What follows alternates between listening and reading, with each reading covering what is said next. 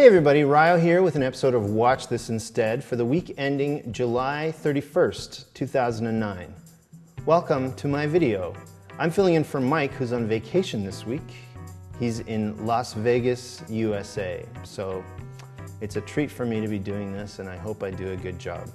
Here's my opening joke. 50 Dead Men Walking is not the 49th sequel to Dead Men Walking starring Sean Penn. But in fact, it is a true story about a young man 20 years ago or so who infiltrated the IRA by going undercover, and then he escaped to Canada where somebody shot him 6 times, but he survived, he didn't die.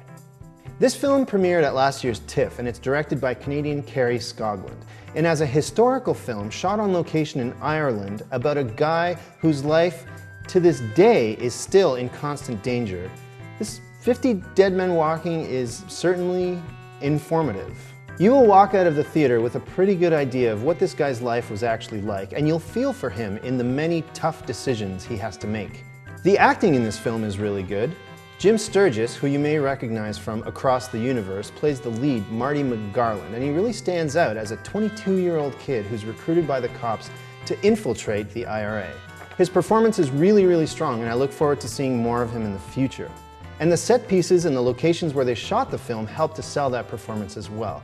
This film looks and feels 100% authentic. My problem, though, is that the film is missing something. Whether it's style or panache or even a little bit of subjectivity, the film definitely is lacking something. It's a little boring, and it could stand to have some tension, something bigger behind the story driving the action. It was just a little flat, which is a shame because this is fascinating subject matter and hasn't been dealt with in a while, in movie form anyway.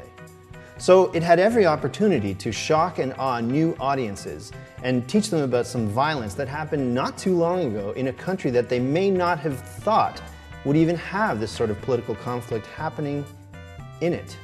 Instead, 50 Dead Men Walking just kind of goes through the motions. It's not horrible, it's just kind of meh. Well, save your money and go watch this instead. Go out and rent In the Name of the Father, starring Daniel Day-Lewis, which is also a true IRA story about a father and son who are wrongly accused of a bombing attack. And that Daniel Day-Lewis is one heck of an actor. And in this film, he's got a great script and some neat cinematography to help him out. So you won't regret watching that one. Oh, is that one out? Well, ask your video store clerk if they have The Crying Game. Talk about twists and turns. If you don't already know anything about this IRA drama, then you are in a rare position to actually legitimately be surprised by the story as it unfolds. Take advantage of that and don't read anything about this movie on the internet before you watch it. I should also suggest Bloody Sunday by Paul Greengrass. This film is just incredible to watch, and it will leave an impression on you that you won't soon shake.